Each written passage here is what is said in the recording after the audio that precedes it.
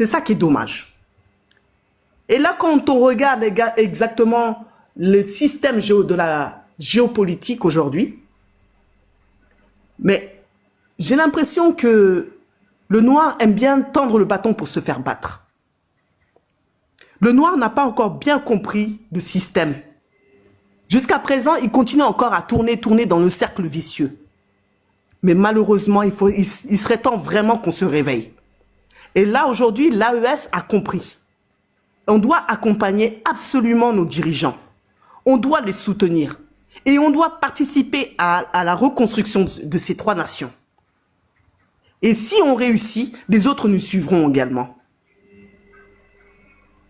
Merci. Merci à toi. Je t'en prie, ma soeur. C'est qui? C'est à qui? C'est à toi? Bien bonjour, Dani. Bien bonjour, colonel Dramani, mon jeune frère. Je suis content de vous avoir en ligne et je salue le temps, le travail que Dani, toi, Tania, tous vous mettez dans ce qui nous appartient tous, à savoir l'unité principale de l'Afrique entière. Quand on demande aujourd'hui, es-tu Nigérien, es-tu Malien, es-tu Togolais, je pense que pour qu'on se guérisse nous-mêmes, il faudrait d'abord commencer à dire, nous sommes juste Africains. Pour commencer ne serait-ce que la guérison. Parce que mettre dans nos têtes que nous sommes Maliens, nous sommes Nigériens, nous sommes Togolais, nous sommes Béninois, c'est en fait, nous acceptons et nous pointons justement que nous sommes malades, que nous souffrons, nous, enfants africains, nous souffrons. C'est de cette souffrance-là que nous sommes partis et c'est à cela que ça nous a conduit aujourd'hui parce que on parvient aussi à se retourner les uns contre les autres. Depuis le temps, nous n'avons pas guéri. Et ce problème nous a poursuivis, ce qui fait que parmi nous, on trouve encore des personnes capables qu'on peut drainer et les retourner contre leur propre terre. Ma question, la première question pour toi, Dramani, c'est as-tu vraiment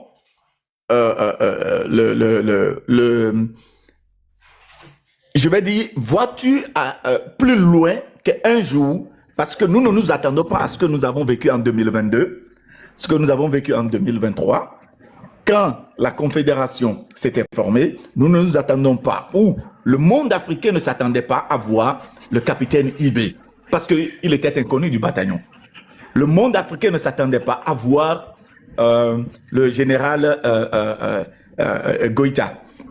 Est-ce que tu penses que l'Afrique est encore capable, l'Afrique d'aujourd'hui, parce que quand je dis d'aujourd'hui, je mets de 25, ceux qui ont entre 25 et les 65 ans là, penses-tu que parmi encore ces personnes, l'Afrique peut reproduire des spécimens comme le capitaine Ibé, comme le général Tiani, comme le général Goïta, pour que nous puissions prendre conscience qu'on peut penser par nous-mêmes, réfléchir par nous-mêmes, acter les choses par nous-mêmes, sans qu'une seule personne ne nous dise ce que nous avons à faire. Ça, c'est ma question pour toi. Je ferme d'abord mon micro et après on pourra continuer. Merci.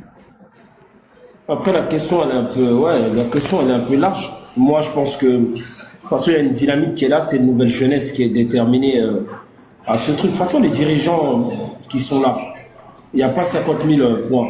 Soit les dirigeants, ils vont travailler pour les peuples. Soit les dirigeants, ils vont travailler pour les peuples. Ok. Donc, soit les dirigeants, ils vont travailler pour les peuples et que, voilà, ils vont impulser une dynamique où les peuples seront fiers, on va continuer à avancer. Soit les dirigeants, ils vont dégager tout court. En tout cas, cette jeunesse, elle va plus laisser marcher dessus. C'est un vent qui arrive, qui va prendre tout le monde. Voilà. Et il n'y aura pas le choix, en fait. Même quitte à créer des blocs comme l'AES, qui va permettre, en tout cas, petit à petit, de ramener une dynamique où il y aura des coopérations entre blocs et ceci et cela. Mais la dynamique qui est là, c'est toute la jeunesse africaine. Hein. C'est plus une question du Mali, Burkina ou Niger. C'est que même l'autre jeunesse dans les autres pays, ils ont besoin d'être libres, ils ont besoin de se libérer, ils ont besoin de parler de leur voix à eux-mêmes, ils ont besoin de briller de leur richesse, ils ont besoin de s'imposer, ils ont besoin du respect et surtout de leur souveraineté. Donc pour moi, c'est la jeunesse C'est le combat, c'est le défi de cette jeunesse qui est là. Nous qui sommes là aujourd'hui, c'est notre défi à nous. Et les dirigeants, ils seront soit obligés, ceux qui sont là, ils seront obligés de suivre la dynamique, soit ils vont être emportés par le vent. Qu'on le veuille ou pas. Voilà. Mais en fait, si je peux compléter, si tu me permets, si je peux compléter les propos de mon frère Dramani, tu sais, tu as posé une excellente question, mais il faut aller au-delà même de ce que tu appelles les spécimens. Quand tu prends le général Assimi Goïta, Ibrahim Traoré et Tchani, qu'est-ce que selon toi ils incarnent aujourd'hui? Ils incarnent, pour moi, avant que tu ne donnes ta réponse, pour moi ils incarnent un déclic mental. C'est-à-dire que nous avons aujourd'hui 3 figures qui ont réussi à déclencher en Afrique pas seulement un changement de régime ou un changement de système, mais une rupture psychologique. Et aujourd'hui, ce que toi tu appelles spécimen, moi je ne parlerai pas de spécimen, je dirais plutôt que c'est l'Afrique aujourd'hui qui a plutôt besoin de citoyens souverains mentalement. C'est un combat de conscience, c'est un combat psychologique, c'est une guerre cognitive. Et bien sûr, nous aurons des Ibrahim Traoré, des Assimi, des Tchani. Pourquoi? Parce que ce combat ne se base pas sur des hommes. Il se base sur l'idéologie, sur la vision qu'incarne aujourd'hui l'AES. Nous sommes tous des Assimi. Ce que tu ignores en posant ta question, c'est que même toi qui es dans ce panel, tu es déjà un Assimi. Tu es déjà un Ibrahim. Tu es déjà un Tchani. Nous sommes la relève de ces dirigeants aujourd'hui. C'est ça la réalité. Faut pas de réfléchir de midi à minuit. Demain, Assimi part, il y aura un autre Assimi. Ibrahim part demain, il y aura d'autres Ibrahim. Tchani part, il y aura d'autres Tchani.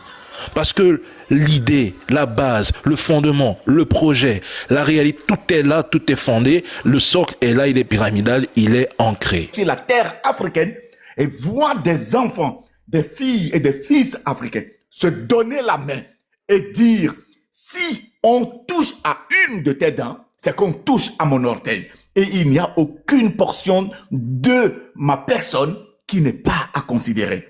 Vraiment, ta réponse me satisfait. Mais merci. Permets-moi aussi de rappeler quelque chose de très important. Et je te remercie 1000 fois pour ta question. Parce qu'elle me permet d'aborder d'autres angles que j'aime très souvent aborder à travers mes vidéos, à travers mes contenus. Tu sais, la vraie révolution en Afrique, elle est mentale.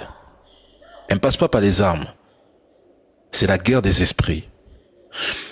Tu sais, l'Afrique a longtemps été gouvernée de l'extérieur, mais surtout de l'intérieur des esprits. Il faut décoloniser les cerveaux. C'est notre plus grande guerre aujourd'hui. Beaucoup d'Africains sont occidentalisés dans leur esprit. La souveraineté, en réalité, commence dans la tête. Elle ne se prend pas, elle ne s'arrache pas par les armes. Parce que tu peux prétendre avoir l'armée la plus puissante, mais tu seras toujours facilement manipulable. C'est ça la vérité. On peut prendre des exemples comme la France et les États-Unis. Ils sont une puissance nucléaire, mais ils n'ont aucune souveraineté sur le plan diplomatique. Même sur le plan militaire, ils n'en ont aucun. Ils dépendent de l'OTAN, l'OTAN est rattachée aux États-Unis. Même sur le plan économique, ils n'ont aucune liberté, aucune souveraineté. Ils dépendent de BlackRock, du CAC 40. C'est des États qui, militairement sur le papier, sont forts, ils sont puissants, mais mentalement, ils sont enchaînés. Notre combat, chers Africains, est dans le mental, c'est dans les esprits. C'est pour ça que depuis que ces dirigeants sont là, on leur mène une guerre cognitive qui est réelle et qui est palpable. Ce que vous voyez là, les terreaux qui prennent des armes, mais tout ça n'a que pour objectif de toucher votre psychologie. C'est une guerre psychologique aussi. Parce qu'une population qui perd espoir, c'est un gouvernement qui s'effondre.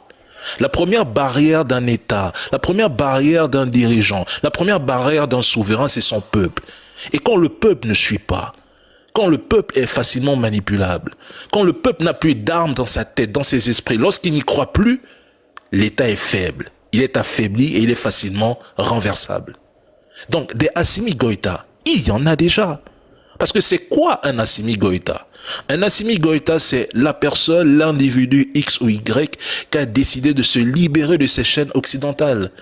C'est l'individu X ou Y qui a pris conscience des enjeux dans le jeu. C'est l'individu X ou Y qui a compris qui est son vrai ennemi. Son vrai ennemi, c'est l'impérialisme, c'est le néocolonialisme.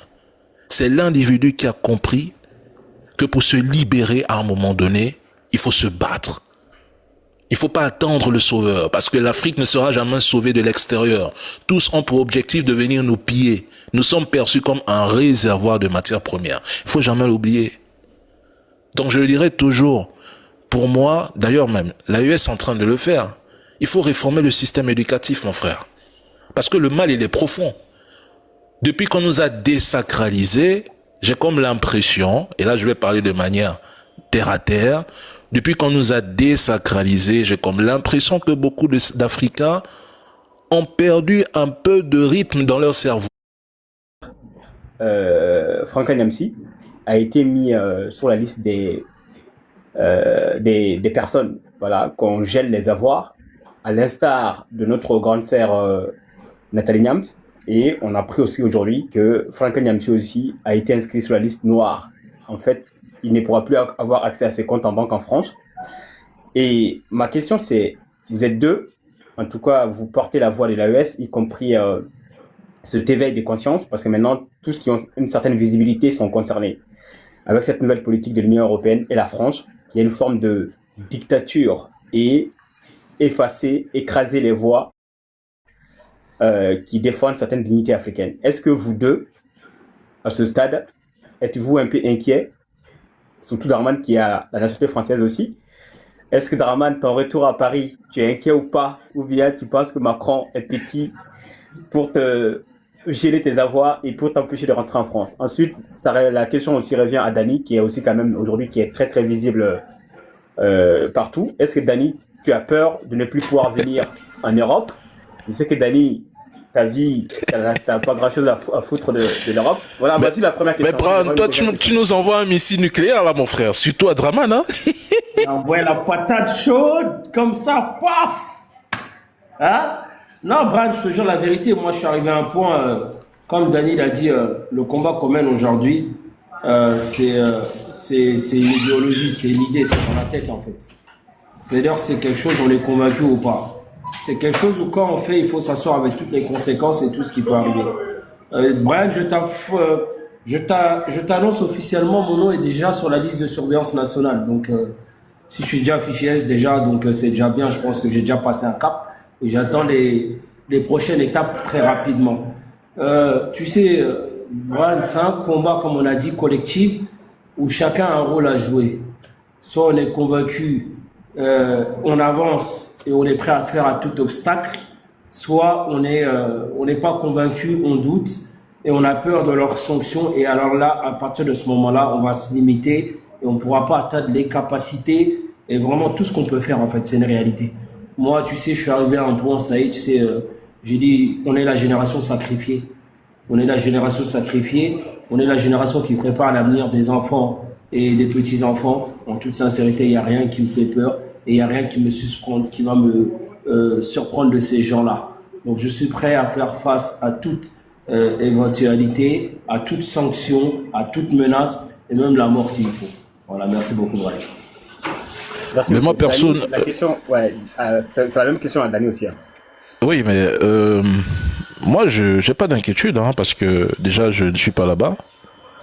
Et après, personnellement, je ne sais pas si je serai sanctionné. Déjà que le pays dans lequel je vis, certes, coopère avec la France, coopère avec ses Occidentaux, mais n'applique pas automatiquement les sanctions françaises. Et il y a avant tout la protection des intérêts économiques des personnes individuelles ici, parce que ça c'est des faits d'abord que j'ai essayé de vérifier quand je me suis installé depuis des années ici. Donc moi je ne suis pas inquiet, hein. Moi ça ne me dit rien, parce que de toute façon tu le sais, je ne te l'apprends pas. La peur, ce qu'ils sont en train d'imposer, que ce soit à Nyamsi, à Yamb ou autre, c'est la peur, et la peur c'est avant tout c'est une arme politique. Donc non, moi je ne suis pas inquiété. Si je vivais en France, en Europe, oui, mais après, j'ai pas d'attache, hein, Bran. J'ai pas d'attache avec ce continent, donc non, j'ai pas de problème, hein. Je sais pas si je t'ai répondu, hein, Brad. Oui, bien sûr, tu as été très concis. Deuxième question rapidement, qui est un peu la géopolitique. Mais Bram, si je te pose la question à toi-même, parce qu'aujourd'hui, tu fais partie de ces acteurs autant que nous, qui menons ce combat géopolitique et géostratégique aussi. Tu es menacé autant que moi, je pense. Alors, Donc, moi, toi-même, ouais. j'ai eu quelques tracas par-ci, par-là, c'est vrai. Au niveau de mes employeurs, je sais qu'ils ont reçu des consignes pour me mettre les bâtons dans les roues. C'est vrai que j'ai eu quelques difficultés. Mais à part ça, je pense que ça va. Voilà, je me plains pas trop. J'arrive à avancer. Mais je sais que, en fait, on doit comprendre en fait que la peur a changé les camps. La peur, c'est la réalité, en fait, c'est l'Union européenne qui est en déclin. Et la France, surtout, qui est en déclin économique. L'appauvrissement. Toi-même, tu as vu les sondages récemment. La France, maintenant, s'est fait dépasser même par l'Italie, l'Espagne et la Grèce, hein, en matière de PIB par habitat.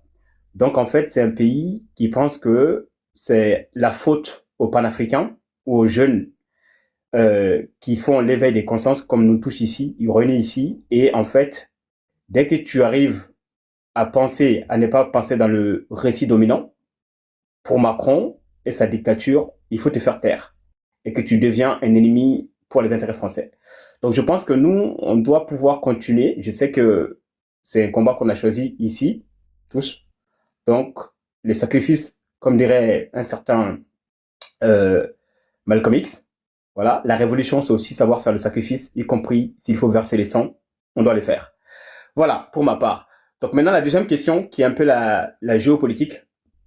On sait que même si la bête française, on peut pas dire qu'on l'a achevée, parce que on voit le retour, les déstabilisations forcées après l'attaque coordonnée qui a frappé le Niger, le pays frère, et on a évité la catastrophe, en tout cas mondiale, hein, parce que ça a pu créer beaucoup de dégâts si les terreaux et leurs sponsors avaient reçu leur coup d'exploser l'uranium dans les camions. Heureusement que notre armée unifiée a fait un combat de bravoure pour pouvoir repousser ces malfrats. Ma question, c'est d'abord, la France sera toujours là, parce qu'on sait que la France a des bases maintenant au Bénin, y compris la France travaille beaucoup avec le renseignement des pays de la CEDEAO, y compris le Sénégal, la Côte d'Ivoire, etc.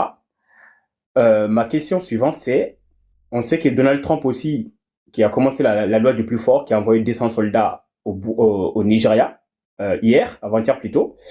Est-ce que Dani et Colonel, est-ce qu'on doit avoir peur du retour en force de Donald Trump, y compris en Afrique, ou bien on doit toujours regarder le pays parasite que vous connaissez, qui sera toujours là pour nous emmerder, tant qu'il n'aura pas mis la main sur, sur nos pays? Est-ce que l'un ou l'autre, quelles sont les deux puissances impérialistes que vous avez peur, tous les deux, actuellement? Alors moi, je n'ai peur de rien. Déjà, de toute façon, comme tu l'as dit, la France n'a pas fini en Afrique, mais elle a perdu l'initiative. Donc la France aujourd'hui, sous Emmanuel Macron, déjà de 1, elle n'a plus la force politique d'avant. C'est une réalité. Elle n'a plus le récit moral et crédible. Ça, c'est un fait indiscutable. Et la France actuelle n'a plus d'adhésion populaire, surtout en Afrique. Donc, malheureusement pour eux, aujourd'hui, ils subissent plus qu'ils ne dirigent aujourd'hui en Afrique. Donc, qu'est-ce qu'on constate? La France tente de conserver malheureusement des positions, mais n'arrive même plus à les reconquérir. Donc, d'un point de vue, si on devrait me poser la question sur est-ce que je dois avoir peur de Macron? Mais non, la France, pour moi, les Africains ne devraient même plus avoir peur. Parce qu'aujourd'hui, la France gère plutôt un recul et Trump, de son côté, qui mise sur la loi du plus fort, sans hypocrisie, à l'inverse des Français. Mais de toute façon, Trump ne viendra pas civiliser les Africains. Il ne viendra pas nous démocratiser. Il ne viendra pas prendre, je dirais, comment je peux te le dire, au niveau du rapport de force brute.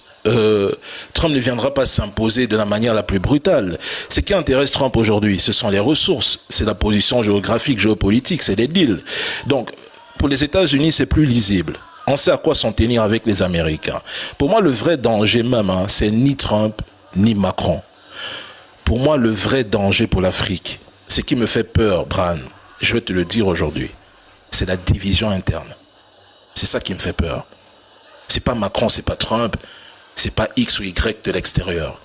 C'est l'ennemi qu'on ne voit pas, celui qui est invisible, qui est toujours permanent aux côtés de nous, mais qui se dressera un bon matin avec le poignard pour nous le mettre dans le dos. C'est ça qui me fait peur. C'est la dépendance mentale, Bran. Moi, c'est ça qui me fait peur. Hein. C'est encore même au pire, j'irai plus loin. C'est des élites qui, encore aujourd'hui en 2026, négocient pour elles-mêmes, pas pour les peuples. C'est tout cet ensemble réuni dans un bloc qui me fait peur. Donc, on peut bien parler de Trump, on peut bien parler de Macron. Oui, mais moi, le choc mental, il est à l'intérieur. Tu vois, c'est plus ces dynamiques internes qui me mettent un peu en alerte maximale, Bran. Tu vois? Donc après, tu sais, c'est pas je peux pas ne pas avoir, comment je peux dire ça? Je n'ai pas peut-être le raisonnement des uns et des autres. Hein. Ce que pense peut-être Draman, c'est pas ce que pense Danny. Ce que toi tu penses, c'est pas comme ça. Peut-être moi je vois les choses. Mais pour moi, Danny, demain, après-demain, si je suis en Afrique et je poursuis ce combat comme je le mène aujourd'hui, comme toi et Draman, frère, moi j'ai peur de la division. Parce que quand tu regardes aujourd'hui l'AES, quand tu regardes par exemple ce qui se passe, ce qui se déroule au sein de cette alliance, frère, nos ennemis sont aux côtés de nous. Quand tu regardes même sur la toile, ce sont nos frères qui nous combattent le plus. Tu comprends un peu, Bran? Donc Trump, on n'a pas besoin d'avoir peur de lui. Il ne fait peur à personne. Il va pas employer, parce que certains ont l'habitude de dire, oui, la bombe nucléaire, il va nous attaquer avec. Frère, il y a une doctrine nucléaire, on va pas entrer dans les détails de la doctrine, comment elle est appliquée en cas d'agression. Ça, c'est un autre débat. La France, certes, elle a l'envie et l'ambition de nous recoloniser, mais la France ne le fera pas sans la complicité de nos frères africains, Bran. Ça, c'est un fait. Pour que la France puisse nous recoloniser, ça va passer aussi par la complicité de nos frères, de ces traîtres, qui aujourd'hui, à l'heure actuelle encore, à l'heure où je parle, sont autour de nous, gravitent autour de nous comme des électrons libres. Donc moi, ce qui me fait peur, pour céder la parole à mon frère Draman, c'est plus sa division interne. Hein. Je pense qu'il faudrait vraiment qu'on travaille dans la décolonisation des cerveaux. C'est très important. Parce que je le disais peut-être bien avant que tu n'arrives, la guerre aujourd'hui que nous menons, c'est la guerre des esprits. C'est une guerre cognitive. Elle est très importante, elle est invisible, elle est permanente, elle est brutale. Donc si on passe le temps à croire que notre solution, c'est avant tout les armes, alors que mentalement, nous sommes affectés et à la fois affaiblis, on ne va pas gagner cette guerre. On aura l'impression d'avancer, mais on avancera en reculant. C'est comme ça que je vois les choses, mon frère Bran. Merci beaucoup. En tout cas, la réponse était très claire. Ensuite, Draman, si tu peux répondre à la même question. Après, je vais vous laisser rapidement. Brian, franchement, moi, je m'aligne complètement avec ce que Daniel a dit. Sur plusieurs points, déjà, quand tu regardes l'Afrique aujourd'hui, c'est déplorable. Aujourd'hui, c'est pire qu'avant, parce qu'aujourd'hui, comme il a dit, c'est de voir des Noirs contre des Noirs. C'est connu ça. Ils ont réussi à attiser la haine partout, créer des petits conflits partout, que ce soit sur l'ethnie, des trucs comme ça, des trucs de religion. Ils ont réussi à foutre le bordel un peu partout, dans tous les coins. Ils essaient d'enflammer, perpétrer les conflits. Donc, est-ce que nous, on va réussir à trouver, comme on l'a dit, le remède, c'est-à-dire relever ce défi pour créer vraiment ce qu'on appelle cette réconciliation et éveiller les consciences des gens en leur montrant que, désolé, vous n'êtes pas en train de faire un combat, en fait, il y a des gens derrière qui tirent les ficelles et qui ont besoin de garder l'Afrique dans ce cap-là. C'est-à-dire des gens qui se diabent pour rien, des gens qui font des trucs comme ça, qui font des attentats. Tu prends une arme, tu vas tirer sur ton propre frère, vous parlez de la même langue, vous avez les mêmes noms de famille.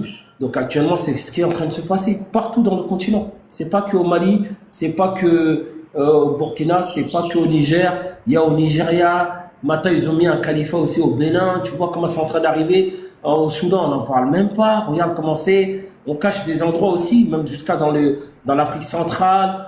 Dans le nord du Cameroun, un peu partout, ils ont mis, dans le Mozambique, partout il y a des richesses, ils foutent leur bordel. Tu vois ce que je veux dire? Maintenant, tout le monde sait aujourd'hui, comme j'ai dit, c'est les gens qui sont derrière.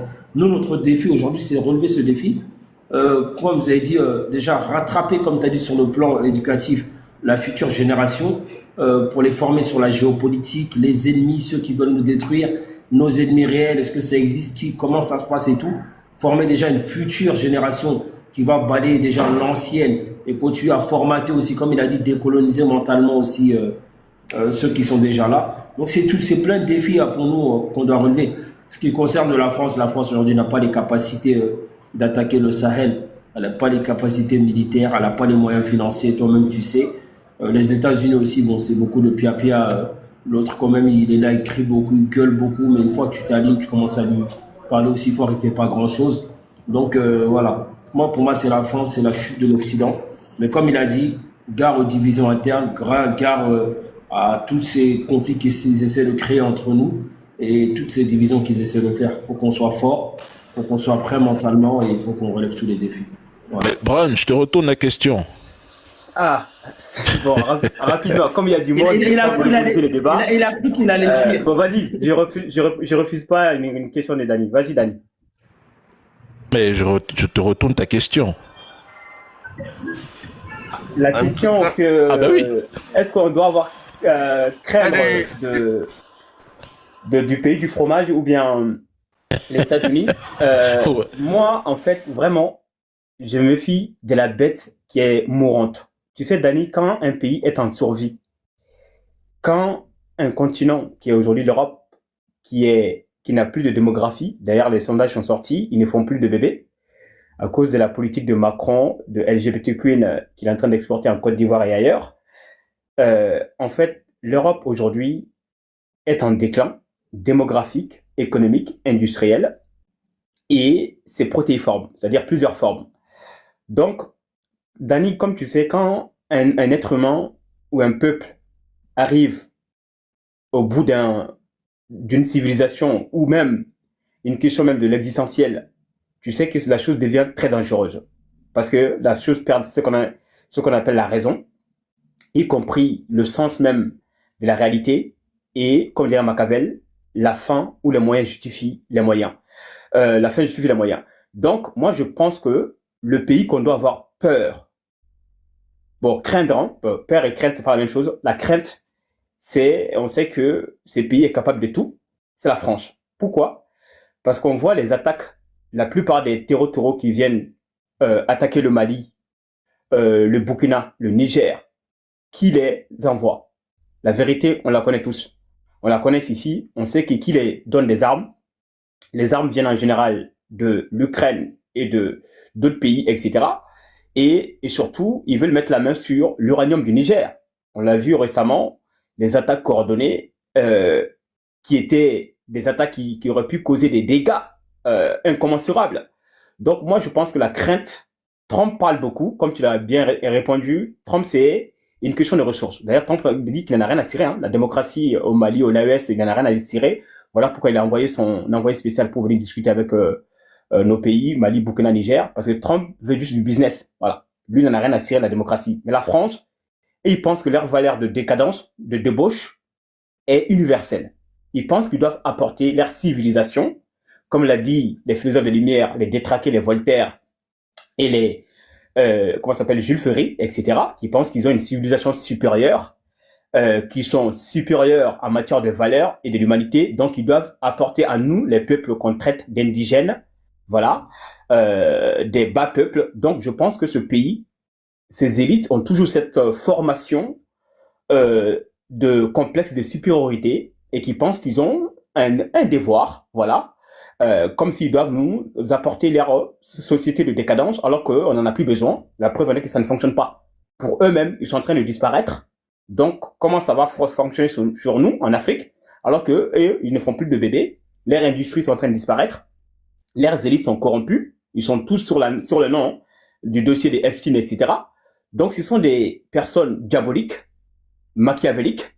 Je pense que le plus dangereux, ça reste toujours Macron. Et je pense que il ne faut jamais sous-estimer quand la bête arrive à la fin d'une vie. Donc, je pense que les déstabilisations vont continuer et le pays qu'on doit avoir les yeux ouverts et rester concentré, ça doit être toujours la France d'abord. Voilà ma réponse. Merci beaucoup à tous les frères. Et Dani, je sais qu'il est très difficile à rejoindre.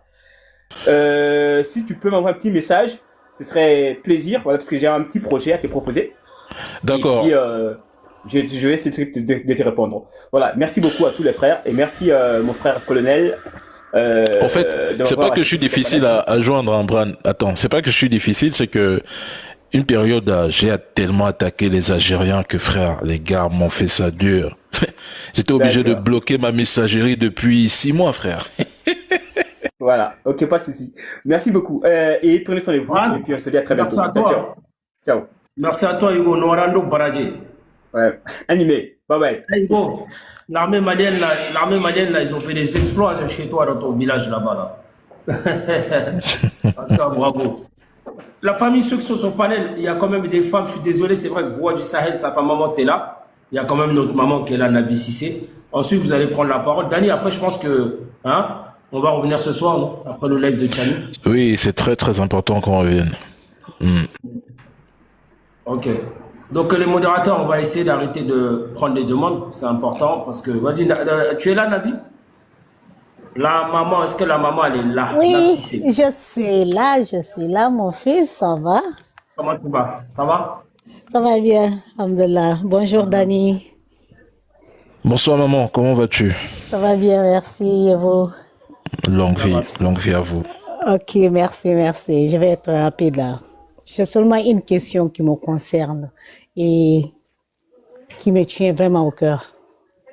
Ça concerne le dossier, peut-être, je ne sais pas si je suis hors sujet, mais je pense que ça nous concerne. Ça, c'est mon avis. C'est le dossier de Epstein File que tout le monde, qui refait surface. Ça nous concerne, non? Oui, c'est ça. Déjà, j'ai été surpris que le Mali a été cité 300 et quelques fois dans cette affaire. Donc, c'est nos politiciens, ils ont des arriérés là-bas. Voilà, ça nous concerne. En voyant au Mali, je vois personne parler de ça. Alors que c'est très important. Personne n'en parle. Voilà. Ma question est, avec, toutes les informations que nous avons aujourd'hui sur la question des intérêts nationaux dans la politique mondiale, comment notre génération peut-elle rester engagée et préserver nos valeurs et assurer nos gouvernances sans l'Occident dans la gestion de nos pays? C'est ça ma question. Je veux que Dani me réponde parce que c'est, avec cette génération, et puis on a compris ce qui va, on a compris quand même ce qui ne va pas. Et puis avec le dossier Epstein, on sait maintenant qui gouverne le monde. Alors ma question est de vraiment comment assurer, comment préserver nos valeurs et assurer notre gouvernance, sans l'Occident, pour que la jeunesse puisse comprendre franchement l'enjeu, ce qui se passe dans le monde. Il faut vraiment... Déjà pour revenir sur Epstein, je fais peut-être partie de ces rares personnes. Bon, moi j'assume mon rôle de complotiste, Draman. J'assume ce rôle fièrement. Mais je crois que Epstein, pour moi, c'est un système. Pour moi, c'est un système où l'argent, la corruption, le pouvoir et la manipulation façonnent malheureusement les règles du jeu, où les élites, ou ces élites, protègent avant tout les leurs, écrasent les valeurs et font du chantage. Je prends le cas de l'impunité, de la corruption que j'ai cité, les réseaux occultes. Tout ça est organisé pour maintenir le contrôle et, le plus important, pour préparer la relève du même modèle. Il y a Epstein aujourd'hui, mais il y a des Epstein. Il faut le dire. Il y a une île, mais il y a des îles. J'ai dit, j'assume mon rôle de complotiste jusqu'à la gare. Je ne suis pas celui qui croit que tout a commencé avec Epstein et s'arrêtera avec Epstein. Maintenant, pour revenir à ta question, je pense que tu as parlé de comment la génération peut préserver ses valeurs. Si je comprends bien ta question. En fait, il faut un peu être brutal dans la vie. Hein. Pour moi, tout ça passe par l'intégrité radicale de un. Elle passe aussi par la vigilance absolue, venant avant tout des parents. Et il faudrait que l'Africain ait ce que j'appelle un courage sans compromis. C'est très important. Parce qu'il ne s'agit pas aujourd'hui seulement de dénoncer, de s'inquiéter, mais il faut construire des structures qui aujourd'hui pourraient résister à l'argent sale. Il faut construire des structures qui pourraient résister au lobby invisible. Il faut réussir à construire des structures qui pourraient réussir à s'opposer aux pressions internationales. Il faut inscrire nos valeurs dans les lois. Il faut inscrire nos valeurs dans l'éducation. Il faut inscrire nos valeurs dans la culture, ma mère. Il faut inscrire nos valeurs dans chaque décision politique. Si on ne le fait pas, on est dans l'échec. Autrement dit, ne jamais sacrifier l'intérêt collectif pour un gain individuel. Ne jamais céder au système, même si, je le dis haut et fort, même si tout semble plus facile en le suivant. Mes frères africains, il faut à un moment donné qu'on se regarde dans une glace. Notre génération doit devenir la génération qui refuse de trahir le futur pour un confort immédiat. C'est comme ça, moi, je vois les choses, ma mère.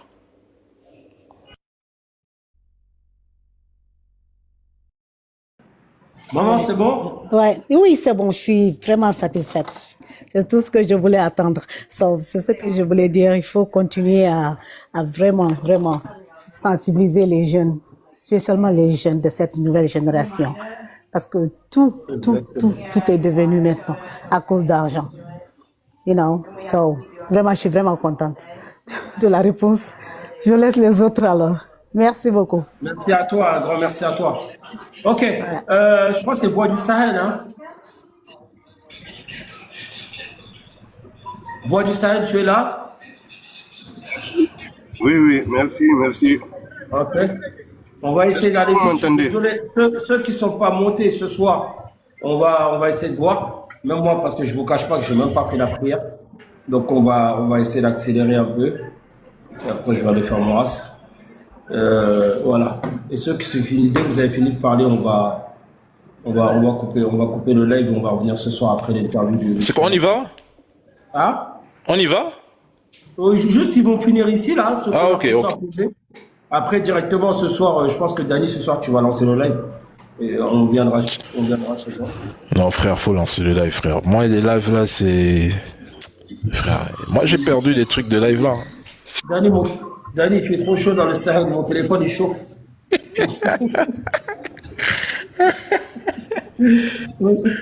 Bon, là, oh là là là, là, mon S25, il est chaud patate.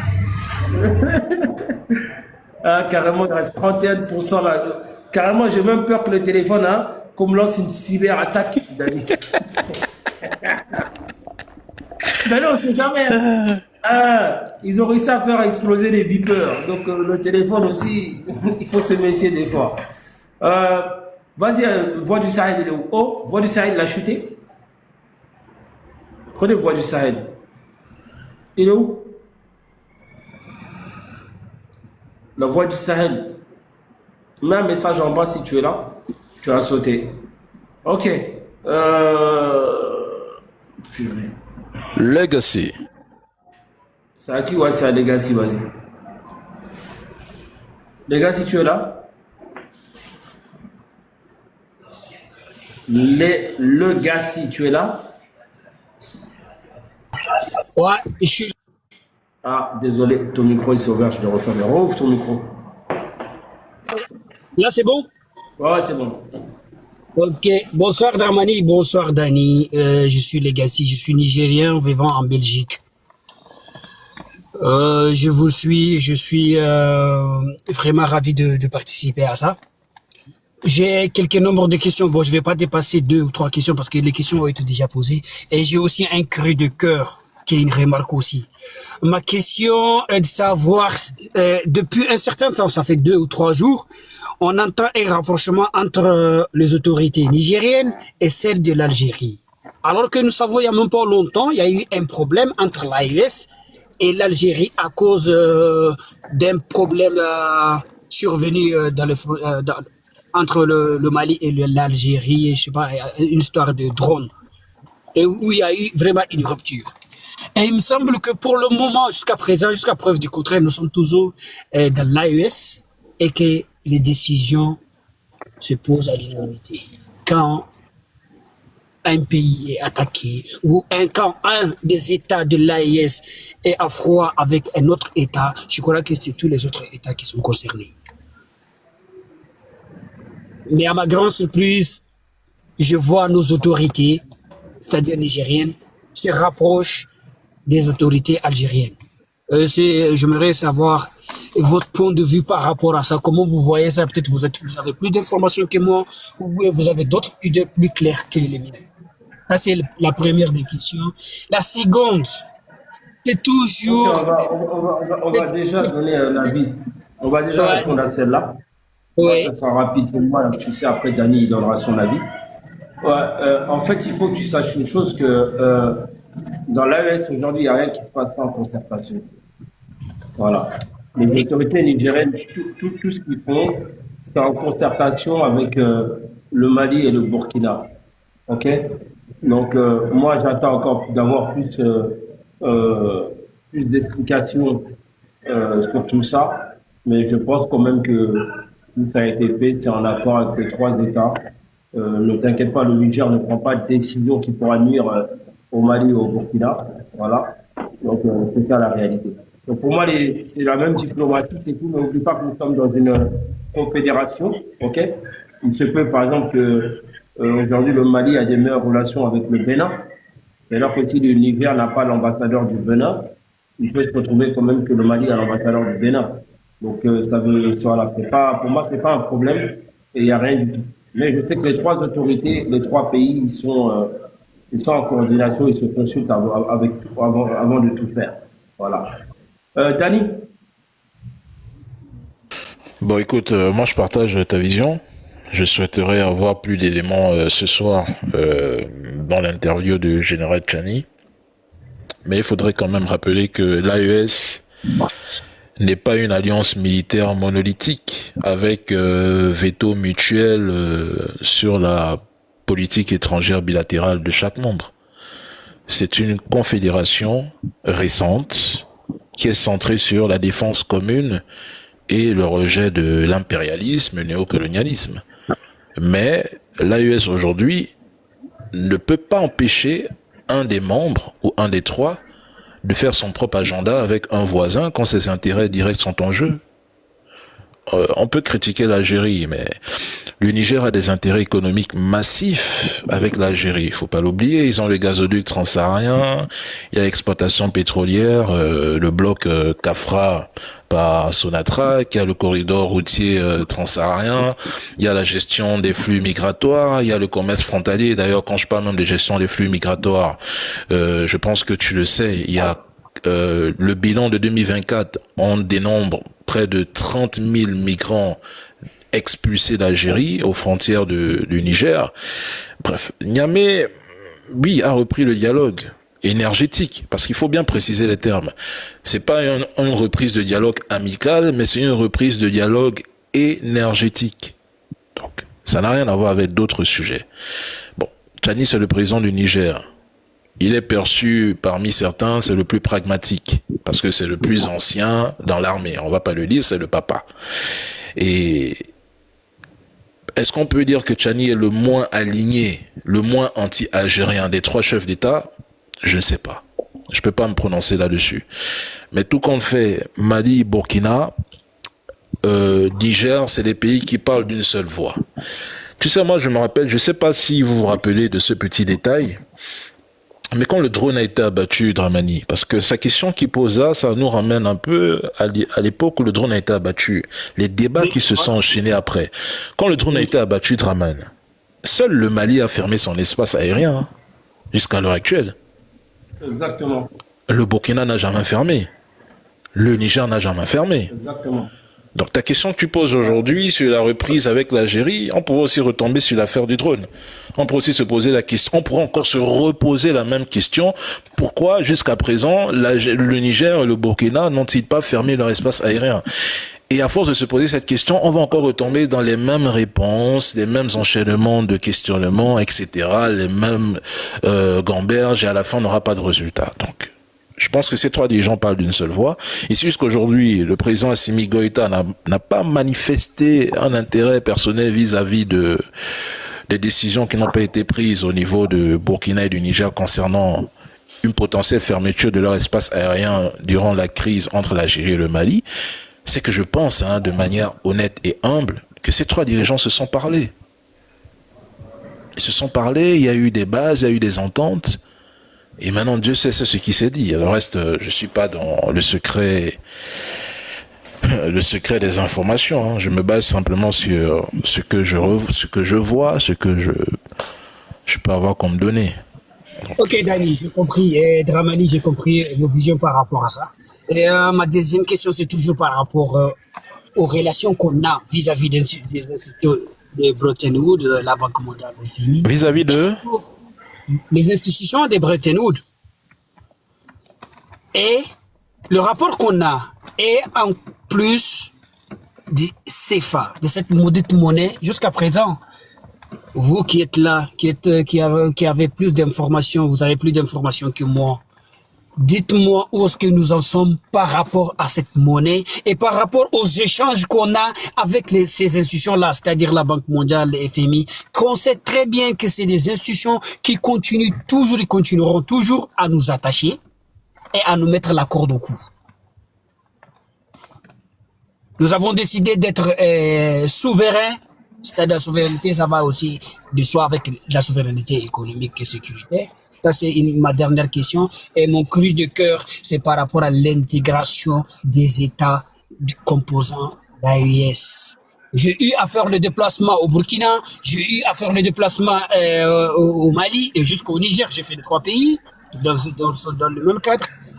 Mais ce que je vois aux frontières, parce que j'ai fait par voie aérienne et par voie terrestre, mais ce que je vois à ce qui se passe, les voies terrestres, et ce que ces ressortissants la traversent, ça ne reflète pas exactement ce qu'on est en train de prôner.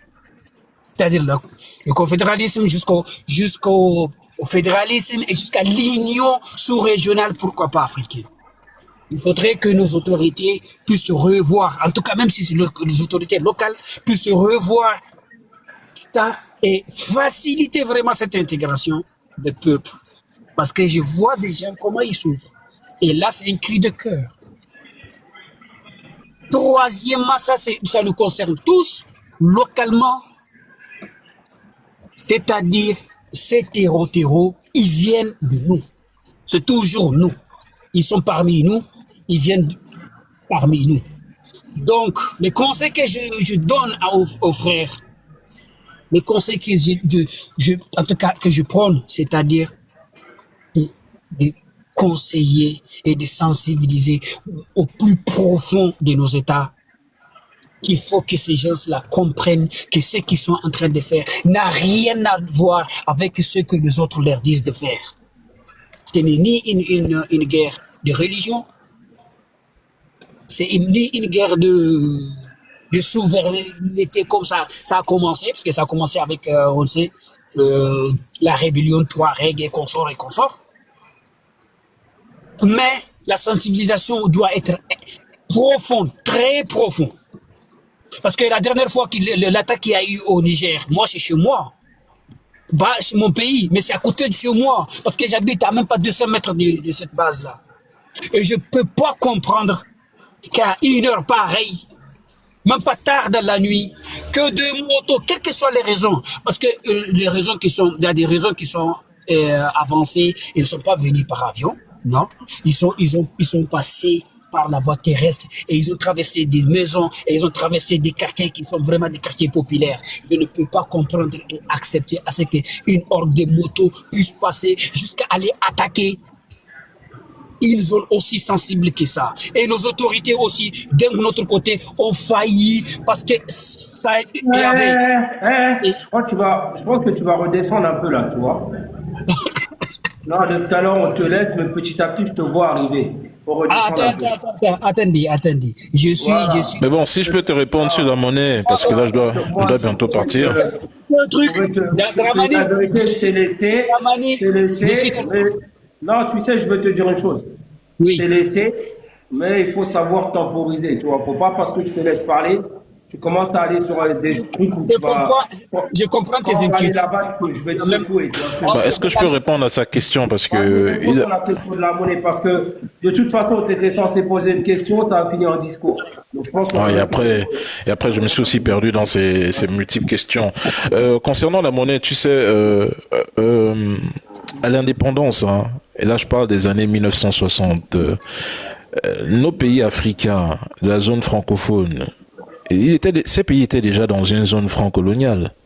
Aujourd'hui, nous sommes plutôt dans une union monétaire intégrée, c'est-à-dire marché commun, libre circulation, convergence budgétaire, et quitter l'UEMOA, c'est un objectif, ça signifie la rupture totale, ce n'est pas juste un changement de nom, mais ça demande des années de préparation. Et qu'est-ce que j'entends par années de préparation? Je parle par exemple de convergence économique entre le Mali, le Burkina et le Niger. Il faudrait peut-être une inflation inférieure à 3%, un déficit inférieur à 3% du PIB, etc. Il faut des infrastructures bancaires, une forme de production de billets, peut-être à l'étranger ou local, ça je ne sais pas, c'est eux qui vont décider. Il faut des accords bilatéraux pour le change. Je peux prendre un exemple réel. Le Zimbabwe a multiplié les monnaies et ça a été le chaos. Le Soudan du Sud a lancé sa livre et ça a galéré. Donc aujourd'hui, la sortie du franc CFA, c'est un objectif politique très fort pour l'AES. Je dirais même que c'est un symbole anticolonial. Mais économiquement, la sortie du franc CFA, c'est un chantier titanesque. Je pense qu'il faut laisser les dirigeants bosser en silence et attendre que eux-mêmes viennent nous annoncer quand la sortie sera effective. Parce qu'une mauvaise sortie, je vous le dis aujourd'hui, nous serons les premiers à aller jeter des cailloux, à aller jeter des pierres. Donc, elle n'est pas facile. Je pense que la sœur Nathalie Gambe avait produit un contenu là-dessus où elle expliquait même comment sortir du franc CFA. Même moi, j'avais produit une vidéo là-dessus. Comment sortir du franc CFA. On ne le fait pas en un mois, en 2 mois, en 3 mois ou en 1 an. Déjà, les 3 pays doivent ensemble se fédérer, avoir une même vision, une économie stable. Ils doivent être tous au même niveau pour prétendre demain dire que nous avons une économie, nous avons une monnaie, nous avons une banque centrale. Ça va prendre du temps, hein. Peut-être, je vais pas dire des choses que je ne pourrais pas assumer, mais ça peut peut-être arriver en 2027, ça peut arriver en 2028. Donc personne ne s'attendait déjà à l'AES en 2023. C'est aussi un fait. Aujourd'hui, l'AES, elle est là. Personne ne s'attendait à une banque confédérale. Aujourd'hui, elle est là. Personne ne s'attendait à une force unifiée. Aujourd'hui, elle est là. Personne même ne s'attendait à une confédération, bien après l'alliance. Aujourd'hui, elle est là. Demain aussi, personne ne s'attendra à une monnaie unique. Et elle sera là. Donc, laissons-les bosser, c'est tout. Hein. C'est une question très, très délicate et qui nécessite un peu de patience, surtout venant de nous. Hein. Nous qui savons que ces 3 dirigeants sont sur le bon chemin. Merci. Merci, Dani. Les gars, moi, sur le côté de la monnaie, pareil, je vais te renvoyer écouter le discours de Boisé qui a fait un discours quand il était venu ici. Je crois que c'est disponible sur l'ORTM. Et d'autres chaînes aussi, RTV, tout ça, tu peux trouver le discours. Et je pense qu'il en a longuement parlé. Donc moi, de ce côté-là, je te dis la vérité. Bon, si j'ai l'occasion, en tout cas, de rencontrer des autorités au Mali, au Burkina ou au Niger, comme tu vois, comme je te dis les prochains jours. D'ailleurs, je pense que je devais même partir aujourd'hui au Niger, mais finalement, je change mon programme parce qu'il y a eu un petit problème avec les vols. Donc je pense que je vais partir d'abord au Burkina et au Niger après.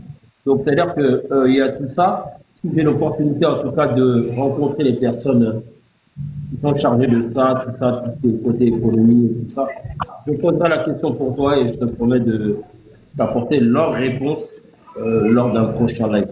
Sur le côté des frontières, Ok, d'accord, et je vous remercie sincèrement de l'explication, je m'attendais à ça. Et continue. j'ai pas fini. Ok, Sur le côté des frontières, ouais, euh, sur le côté des frontières, il y a des problèmes, il faut le dire. Il faut continuer à le dire, il faut continuer à le citer.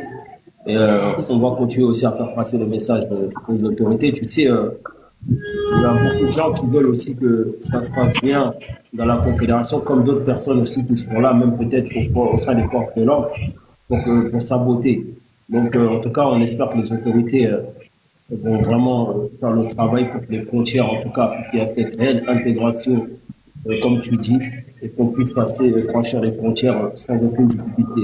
Parce que chacun des Burkinabés se sentent au Mali, comme au Burkina, comme les Nigériens se sentent aussi au Burkina, comme au Niger, et puis quand les Maliens aussi vont au Niger, se sentent au Niger comme au Mali, peu importe, ainsi de suite. Ça, on continuera en cas de sensibiliser dessus pour que tout soit mis en place. c'est bien. Tu sais, les attaques, la guerre hybride et la guerre asymétrique, c'est une guerre qui est très difficile. On va regarder dire quelques individus en moto, on ne sait pas réellement dans quel contexte il fait noir, tout le monde passe, c'est une guerre asymétrique, le mec il peut être boulanger le matin et la nuit il peut être terreau, toi-même tu sais comment ça se passe, je suis désolé. Il y a quand même des capitales comme Paris qui a un très gros service de renseignement, des caméras partout, tout ça, il y a quand même des gens qui ont réussi à franchir la frontière de la Belgique et venir planifier les attaques en faisant plusieurs victimes au sein de Paris, à Moscou pareil, récemment dans un centre commercial, aux États-Unis, dans d'autres pays puissances qui sont beaucoup plus puissantes que les nôtres. L'aéroport si je ne me trompe pas, c'est l'aéroport de Bruxelles qui a été attaqué, le métro de Madrid, Ouais. et j'en passe. Donc c'est une guerre asymétrique, tu vois, on essaie d'anticiper le maximum. C'est vrai que des fois il peut y avoir des failles, des fois il peut y avoir ceci, cela, mais voilà, ça fait partie de la lutte, on peut anticiper beaucoup, et des fois voilà, ça peut nous échapper et faire quelques dégâts. Mais moi je pense qu'il faut saluer quand même la réactivité des forces de défense et de sécurité, courageusement repousser cette attaque et neutraliser plusieurs mercenaires et aussi pris plus de, je ne sais plus combien de mercenaires entre leurs mains. Et on va entendre, en tout cas, je pense qu'il est mieux pour nous, comme a dit Dani, d'attendre le discours de son Excellence, le général d'armée Abdurrahman Chani ce soir, pour avoir plus de clarté sur tout ça. Ouais, merci Dramani et merci Dani. C'est juste mes préoccupations. Et continuez à sensibiliser les gens, continuez à poster. Non. Avec ça. Conjugue bien ton verbe. Continuons. Pas continuer. Ok. Voilà. Continuons à le Comment faire. tu veux que nous on meure, toi tu restes vivant? On va tous mourir, mon frère. Vous nous envoyez au charbon. T'inquiète, de mon niveau aussi, je le fais. De mon niveau, j'ai fait. Donc, nous, on est sacrifiés, quoi, les gars. Je passe les infos, je relève vos contenus, j'essaie d'expliquer de mon niveau, à mon niveau. Et voilà, c'est comme ça que ça se passe. Et c'est pour ça que je vous dis aussi de continuer vous, parce qu'on relaie aussi les informations. On relaie aussi vos posts et vos écrits. Ok. Nous aussi, on va relayer ce que tu fais. Les gars, on va relayer ces vidéos, hein, donc il faut vraiment que tu passes le cap. Hein. D'ailleurs, moi, j'ai besoin de quelques jours de congé. Mon gars, c'est comment? C'est tranquille, ça se passe? Dani, je vais placer quelques mots. Dramani, je vais placer quelques mots comme proposition pour ce dont on a parlé tout à l'heure, à savoir la désaliénation pour la future génération qui portera l'Afrique au firmament. Parce que ça ne nous appartient pas seulement de penser que c'est les autres qui vont le faire, c'est à nous tous à le faire. Pour moi, cette désaliénation doit d'abord passer aussi par l'éducation.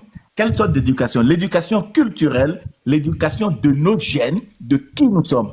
À savoir, ôter tellement plus haut nos propres filles et fils qui ont écrit sur notre culture, notre vécu. Qui sommes-nous? Notre terre, notre histoire à nous qui doit être enseignée dans les écoles.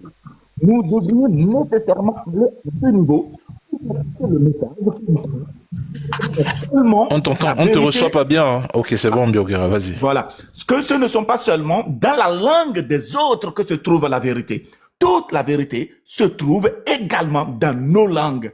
Parce que nos langues sont déjà une vérité en soi. Nous sommes déjà là avant de pouvoir subir tout ce que nous avons subi, qui fait que les langues étrangères nous sont imposées aujourd'hui. Donc, continuer à protéger et à valoriser nos écrivains à nous, Africains, qui écrivent nos histoires, qui écrivent nos sciences, qui écrivent nos cultures, pour que nous, notre vérité, soit à un niveau où quand on nous parle dans nos langues, qu'on ne puisse pas dire qu'on va chercher d'abord la validation de ce qui est vrai dans la langue des autres pour nous comprendre nous-mêmes.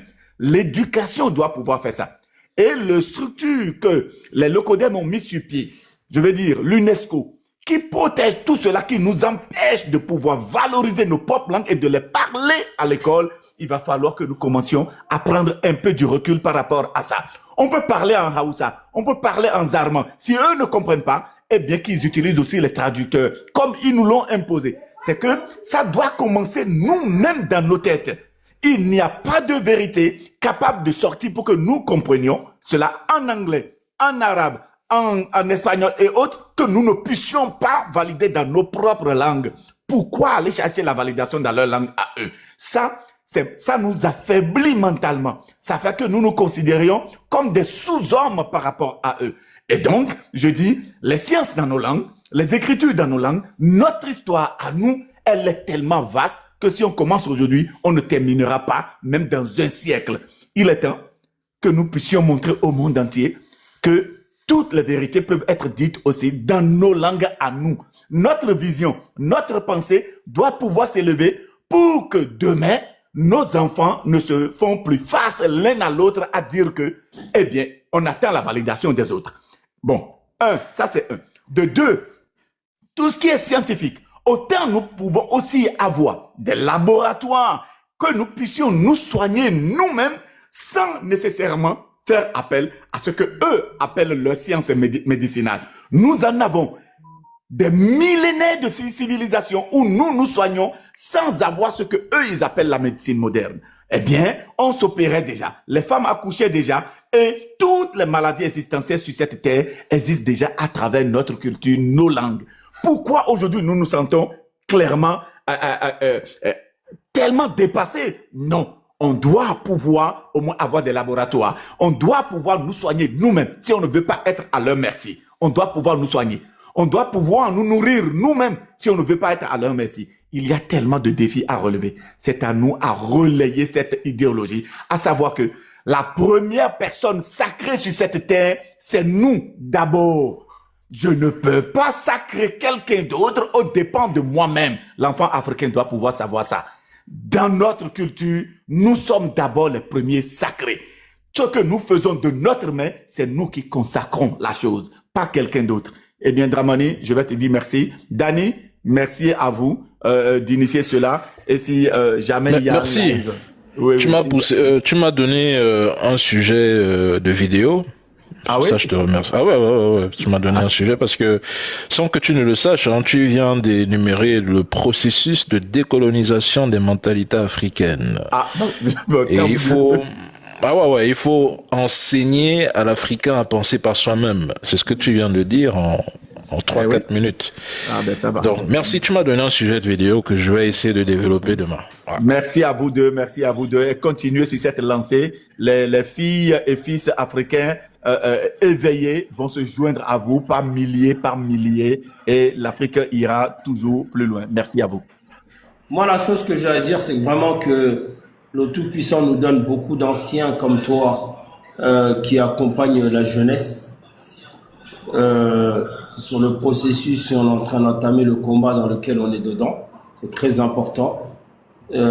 Qui accompagnent la jeunesse, qui conscientisent et qui nous épargnent des vieux pourris comme Diko et tous ces gens-là là, aujourd'hui qui veulent pourrir, qui veulent nous faire retourner dans une certaine colonisation. Vraiment, merci à toi l'ancien. Merci. Cheikh, vas-y Cheikh, tu poses ta question, après on va clôturer le live. Je pense qu'on en a assez fait. Hein. D'habitude, Dani. D'habitude, on reste pas aussi longtemps en live, hein. Purée. Non, mais oh, c'est toi, t'inquiète. C'était intéressant. Franchement, c'était Ouais, ouais, en plus, le frère, il a dit un truc très important, hein. Et c'est pour ça que c'est même ça qui me pousse à produire une vidéo là-dessus demain après-demain, parce qu'il a parlé de la fierté culturelle. C'est vraiment, tu sais, Dramani, aujourd'hui, nous n'arrivons presque plus à valoriser nos langues. Nous n'arrivons même plus à valoriser nos héros. Le Mali a des héros. Mais combien d'Africains connaissent leurs héros? Que ce soit du Mali, au Cameroun, au Gabon, au Sénégal. Combien sont attachés à leur tradition? À nos arts, j'irais même là-dedans. En fait, il faudrait que l'Africain, aujourd'hui, demain et pour toujours, refuse de copier systématiquement l'Occident comme modèle suprême, ou comme modèle de société, ou comme modèle de développement. Et moi, je suis d'accord avec le frère. Nous devrions avoir cette forme de fierté culturelle. Cessons de croire que ce qui vient forcément de l'Occident doit être abordé chez nous par défaut. Quand est-ce que l'Africain va penser pour l'Africain, par l'Africain? Quand est-ce que nous allons construire pour nous, par nous et pour nos progénitures? C'est ça le défi. C'est comme ça que Dramani, depuis le début de ton live, je le dis, et je ne cesserai de le dire, c'est une guerre des esprits.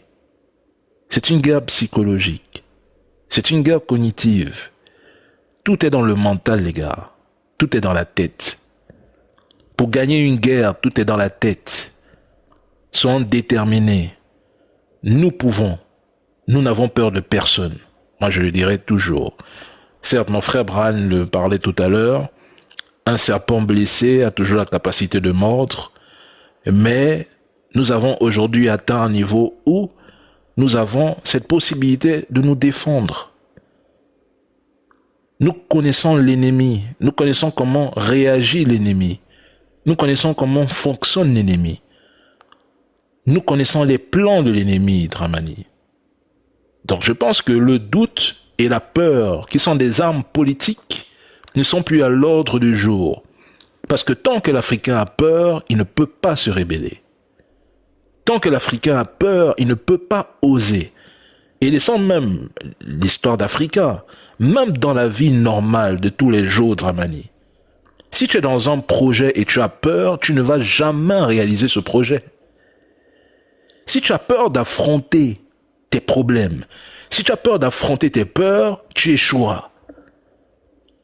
Donc il faudrait que les gens comprennent que le terreau, la peur, tous ces outils sont des armes politiques pour dissuader l'Africain de croire à un projet de souveraineté et d'indépendance. Il faut oser, comme le dit Kadi. Si nous n'osons pas, nous n'allons pas réussir. Donc, sans nous dire, ayons peur de Trump, ayons peur de Macron. Non, ayons peur de nous-mêmes. Aie peur de toi-même, mon frère. C'est ça la vérité. Que Dani ait peur de Dani. Que Dramani ait peur de lui-même. Il faut savoir briser cette barrière mentale. Il faut connaître ses limites. Et très souvent, il faut aussi transcender, dépasser nos limites. Parce que tant qu'on se dit que oui, mais... Parce que tu sais, Dramani, c'est aussi... Tu sais, récemment, j'étais en train de discuter avec quelqu'un. La personne me dit... Et ça m'a tellement lassé que... J'en suis sorti tout simplement déboussolé. Le gars me dit, Dani, tu vois l'accord avec la RDC et les États-Unis, je pense vraiment que grâce aux États-Unis, la paix viendra. Les États-Unis vont nous aider à nous libérer. Ah, les États-Unis aujourd'hui, on peut le dire, c'est la première puissance militaire au monde, donc c'est notre sauveur. J'ai dit, frère, tu as quelque chose que les gens n'ont pas, ne possèdent pas, quelque chose qu'ils convoitent, quelque chose qu'ils veulent et qu'ils prennent depuis des années, des décennies par la force, en VIOL, tes sœurs, en éliminant tes fils, tes cousins, en brûlant vos maisons. Ils exploitent un outil appelé le terreau, un outil géopolitique pour vous mettre à genoux, pour vous soumettre à la peur. Parce que dans la peur, tu es incapable, tu es dans l'incapacité totale de te rébeller. Et tu me dis, et tu m'expliques que ceux qui ont mis en place ce mécanisme de survie, parce que c'est aussi une question existentielle pour eux, ces gens viendront vous sauver demain. Eux qui ont besoin que le noir demeure totalement enchaîné mentalement. L'Africain doit briser ses chaînes mentales. Tant que nous n'arriverons pas à le faire, nous serons éternellement, sempiternellement, des prisonniers dans la tête. C'est pour ça qu'aujourd'hui, je ne suis pas offusqué de voir certains, je ne m'offusque pas de voir des Africains qui nous combattent. Je l'ai dit tout à l'heure, il y en a certains qui en sont conscients et peut-être d'autres qui sont inconscients, peut-être parce qu'ils ne maîtrisent pas les enjeux géopolitiques. Et comme le disait le frère tout à l'heure, ça passe aussi quelque part par le système éducatif. Il faudrait retourner expliquer à nos frères africains, d'accord? Il faudrait leur expliquer, du moins leur présenter notre histoire, montrer que nos ancêtres ont construit des civilisations avant que l'Occident n'arrive, que l'Afrique a été pillée, mais elle n'a jamais été vaincue. Il faut retransformer ce récit, mon frère. Moi, c'est comme ça que je vois les choses, hein, Dramani. Je suis quelqu'un de très optimiste. Hein. Moi, je pense que nous sommes sur le bon chemin, mon frère Dramani. Et c'est pour ça que tu vois l'AES, là, tout le monde s'acharne contre cette alliance, parce que l'idéologie véhiculée, c'est une idéologie qu'il faut briser. Faut pas que les Africains pensent comme nous pensons. Parce que, comme je le disais tantôt, un Africain conscient, un Africain qui a compris les enjeux, qui a compris qui est son ennemi, c'est un Africain qui est dangereux. Aujourd'hui, nous avons réussi à nous accaparer les réseaux sociaux comme une arme.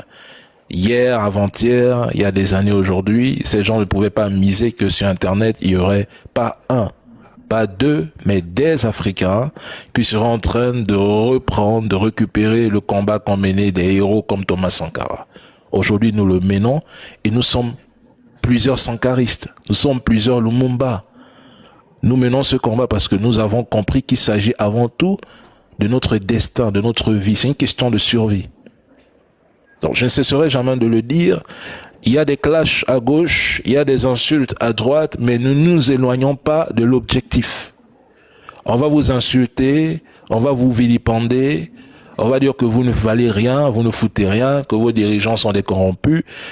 Mon frère, reste droit dans tes bottes, fixe ton objectif et continue à marcher. De toute façon, il y aura toujours de sales bouches, peu importe le projet que tu vas poser sur une table. Même dans ta propre vie, autour de toi, même dans ta propre famille, il y a toujours des personnes qui ne seront pas en phase avec ta vision. Donc si on le met sur le plan étatique, c'est le même scénario. Faudrait pas que ça choque les uns et les autres. Nous sommes ennemis contre les autres très souvent pour un rien. Quelqu'un te déteste parce que peut-être il voit en toi quelque chose que lui ne pourra jamais avoir. C'est aussi une forme de jalousie parce que, tu sais, Dramani, la jalousie parfois entraîne la haine. Hein. Ah oui. Parfois la jalousie envers autrui développe une forme de haine. Quelque chose que toi-même tu ne contrôles plus. Je ne sais pas si tu m'entends. Je pense que tu as parlé vraiment, tu as tout clarifié. Il faut dire un point qui est sûr. De toute façon, le général Damassimo Goïtel a dit on va déconstruire le système qui nous a été imposé sur plusieurs années. Le capitaine Ibrahim Traoré le répète, on va briser toutes les chaînes une par une. Mais tu as cité un point, tu sais, des fois, il y a ce côté-là aussi. Tout ce que les gens ne savent pas faire, ils jalousent les gens. Moi, je prends le cas récemment, je félicite d'ailleurs son excellence, le professeur Franklin Yamsi, qui a été aujourd'hui nommé dans l'équipe pour former à l'école de guerre du Mali. Il a des capacités intellectuelles, il a été professeur, il a son domaine, il pourra apporter. Aujourd'hui, surtout, aujourd'hui, on sait que le militaire même doit être formé, surtout dans la géopolitique et tout ce qui se passe dans ce monde. Malheureusement, tu as des gens qui disent « Ah, il n'a rien à faire là-bas, c'est de la jalousie ». Ceux même qui sont en train de crier que Franklin Yamsi n'a rien à faire là-bas, mais il est là-bas, allez prendre le poste, on va voir qu'est-ce que vous serez capable de faire. Tu vois ce que je veux dire? Et malheureusement, c'est comme ça, comme tu as dit, Daniel. Les gens, ils te détestent, les gens, ils t'aiment pas, tu leur as rien fait, juste parce qu'ils sont pas capables de faire ce que toi, tu es en train de faire. Ils n'ont pas l'oral, ils n'ont pas les capacités intellectuelles, ils sont rien. Donc, ils sont obligés d'aller de faire cette chose-là. Mon frère Dramani, il y a même des gens qui vont te haïr parce que tu portes un boubou rouge. Ou parce que tu viens de boire de l'eau en plein live. Quelqu'un va dire, mais merde, il boit de l'eau devant moi, mais il se prend pour qui ce gars? Non, mais c'est ça, Daniel. Toi, tu vois jusqu'à quel degré la haine évolue dans le cerveau de certains spécimens. Malheureusement, on est confronté à ça, t'as vu? Dani, chez eux, ils n'ont pas le thé du Sahel. Ils n'ont pas le thé du Sahel. Voilà. Il y a même d'autres qui vont dire, mais pourquoi Draman, il parle comme un blanc? En fait, on te haït pour rien. On te hait pour rien. Ah, mais Dani, c'est ça, en fait, voilà. Hein? Ils vont te dire, oh, mais Dani, attends, tu sais, ils vont te jalouser. Regarde, ils vont jalouser parce que...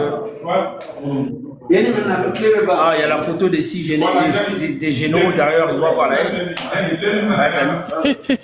Donc, il y a tout ça. Ça fait partie d'un monde, Dani. Mais en fait, comme on a dit, nous, on a dépassé ce cap-là, en fait. Bien sûr. Attends, je vais clôturer, je vais mettre le micro parce que sinon, ça va pas s'entendre. On a besoin d'un tout pour faire un monde. Donc, voilà. On ne t'entend pas. Tu m'entends, Dani? Ouais, c'est bon. Mais il fallait mettre le micro depuis. Ah, l'écho. Mais tout à l'heure, quand j'ai mis, on m'a dit il y avait un écho. Attends, je me mute un peu pour voir. Tout à l'heure, quand j'ai mis, on m'a dit il y avait un écho, c'est pour ça que je l'ai retiré. Il n'y a pas d'écho. De toute façon. Ok. Nickel, alors. Donc, c'est pour dire, voilà, que, Dani, tu sais, on avance. Ça fait partie de nos épreuves à nous aussi. Tu sais, comme je dis, on ne peut pas commencer ce combat et dire qu'on ne va pas subir. On va subir la haine, les insultes, les injures. Il y en a même qui vont mettre nos vidéos, nos photos. Ils vont faire des lives toute la journée en train d'insulter. Mais Dani, ça fait partie du combat. C'est tout. On est assez forgé pour ça maintenant. On est assez forgé, on est prêt à y faire face. Tu vois ce que je veux dire? On a comme tu as dit, nous, on a un objectif final. Et puis, on se dirige tout droit vers là-bas. C'est tout. Le reste, c'est... en fait, ça nous fait plus rien, en fait, quoi. On est arrivé à un cap, il n'y a plus rien qui nous choque, il n'y a rien qui va nous arrêter, il n'y a rien qui va stopper notre détermination. Moi, je suis arrivé ici, on m'a dit, je suis Dani. On m'a dit, je suis payé.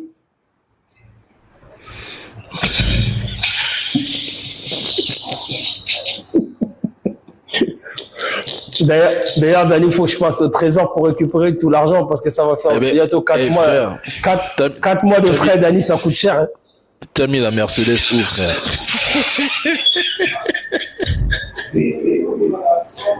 Dani, arrête. Dani. Eh les gars, Dramani roule en Homer, hein. Il a un violent Homer là, Dramani. Il a un violent Homer là. Jean Chromé, c'est Chromé, non? Jean Chromé volant doré. Hey, vite fumé. Dani, arrête. Les haters. Oh mais Dani, si je dois aller chercher, ouais, je suis bientôt 4 mois de trésorerie, Dani, ça va coûter cher à l'état manière. Hein? 4 mois de trésorerie, ça va chaud, Dani, chaud. Dani, t'as vu, en tout cas, quand j'ai fini tous mes séjours, je vais aller en France parce que si je vais à Dubaï, ils vont dire c'est sûr, c'est l'État qui m'a donné l'argent.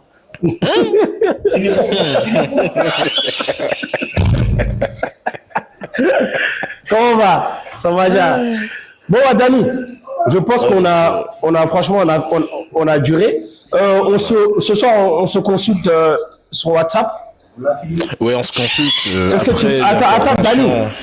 Oui. Dani, il y a quelqu'un qui me dit, moi, je sais habiller comme Bola Tinubu, mais... Tu vois, c'est haters. Bola Tinubu, il n'a pas mon style, quand même. Donc, c'est pour dire que ce soir, on se retrouve, on se prend en privé, on en parle, après le discours du général d'armée Abdurrahman Chani, et on fait un live tranquillement. Et on commence à décortiquer tout ça. Frère, salut mon frère en commentaire là. Ouais, là où il raconte quoi comme bêtise là-haut encore. Depuis, hein. Là où ça va? Ouais, mais lui il est comme ça lui. Il est comme ça lui, Lui c'est un maninka. Lui c'est mon ennemi. C'est mon ennemi juré. Dani, le respect. Merci à toi pour le temps encore.